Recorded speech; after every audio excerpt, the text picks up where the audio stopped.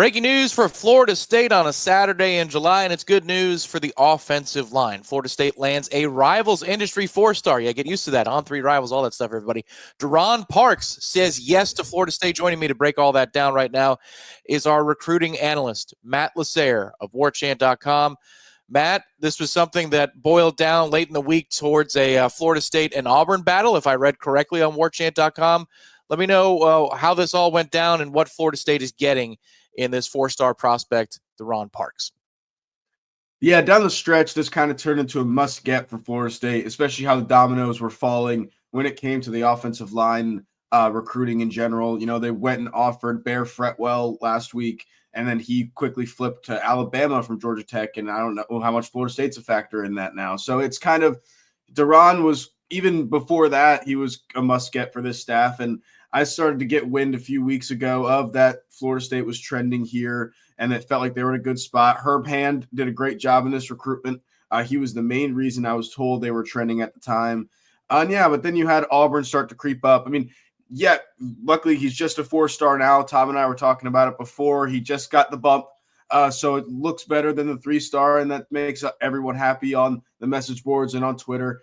This is a guy that we've been high on for a while now. He's one that we thought was underrated, so good to see him get that 4th star. It's a big win for Florida State and the offensive line. I think it's the first blue chip offensive lineman on the board for them. And it is by the skin of their teeth. We're going by the Rivals Industry here, formerly the On3 Industry. We heard you earlier in the cycle talking about, is this guy, he's a 5-star. Well, in one service, Chauncey Kennan was a 5-star, but he was a 4-star in the On3 Industry. This is the 400th rated player in the Rivals Industry rankings. He's the last 4-star, but it counts, people. It counts for that blue chip ratio. This is a giant human being, Parks is. 6'4", 360 pounds. You can see he's playing tackle here in his junior season clips with Cardinal Mooney. This is a player who's moving from the state of Florida back to West Virginia. Is that where home originally was? Do you know the backstory here for DaRon and why he's making the move from Florida back towards, kind of closer to the Northeast in West Virginia? Yeah, Country Roads taking him home. He was originally at West Virginia. I believe it was Hurricane High School, I think it was, before transferring to Cardinal Mooney for last year, and now back to Nitro High School in West Virginia. I can't say I know where in West Virginia that is. I'm not a West Virginia geography specialist. I don't think there's much there in general. But it's, yeah. And you got to think about it, too. Herb Hand actually has a lot of connections to West Virginia. He coached there for a long time, I believe, under Rich Rod, who's back at West Virginia.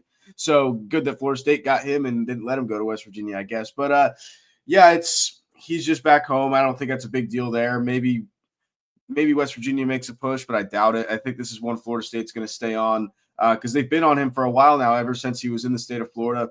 And, he visited multiple times. And also a nickname, I think I've said it a couple times on the board, but he goes by Doodles. It's very interesting to see a guy who's this big and he comes up to you, he's like, "Hi, my name's Doodles." It's a play on Scooby-Doo with him and his dad. Something, I think that's how it was explained when he was here in the spring. But yeah, and the interesting part here is he's listed as an interior guy by a lot of services. I think by Rivals and 247 has him as an interior offensive lineman. But obviously he's playing tackle in film. So it's kind of one, I need to talk to him a little bit more and see where they're really recruiting him at. But I think it's more of a project when he comes in, you kind of see what he develops into. That makes sense. That's something that you can keep attuned to at warchant.com. Obviously, sign up for warchant.com, $1 for your first week, or absolutely free if you are a student. But you go over to the premium recruiting board, we'll have stories and reaction coming out of this particular commitment. So how would you categorize Florida State's high school recruiting on the offensive line so far? Because, just watching from afar, this is not the thing I analyzed, but I added some articles and I read your stuff. And in the spring, Herb Hand, a lot of visits on campuses, high school campuses. He hit the road hard. A lot of kids came up to see him, blue chippers, like legit people that major programs are in on. Not a whole lot of closing at that upper tier. Is that a matter of the season could help Herb Hand? Is it the rev share or the NIL game? The player compensation game is more geared towards the transfer portal. How would you make sense of how Florida State's recruited so far this cycle in the offensive line? Yeah, it's interesting. I do like how, compared to like Alex Adkins, I like how Herb Hand casted such a wide net to begin with, right? Because then once you get to these, and I don't think DaRon Parks was a plan B guy, I still think he would have been a take regardless. But once you get to losing out on some guys, which happens, right? It's not like it's not like you're going to win every battle, but once you get down to your plan B guys, plan C guys, you already have this good relationship built. It's not like you're going out and offering these kids that you haven't talked to in 5 months and you met them once at Johnny's camp, that it's like a whole new relationship building process. You can quickly pivot.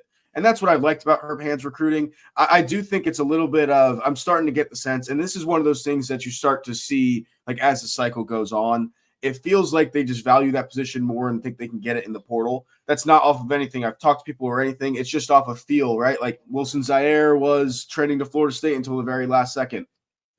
And then, right. So like stuff like that, that kind of things shift. And, you know, when things shift, people on the board think the same thing. You look to money first, right? When it's a quick thing like that. Well, yeah, if you're a modern-minded person, you absolutely do. Yep. And in this case, Florida State does close the deal. Again, it trended to be an Auburn and Florida State battle, according to most national outlets. Of course, our local intel, Michael Langston and yourself, this week, Florida State lands offensive lineman DaRon Parks, a rivals industry. I won't catch myself. It's get a fine bucket for this. Rivals industry 4-star. If you want more interaction and you want more news related to Florida State's 2026 cycle, head over to warchant.com for more information. Matt Lasser will keep you updated. Michael Langston will keep you updated.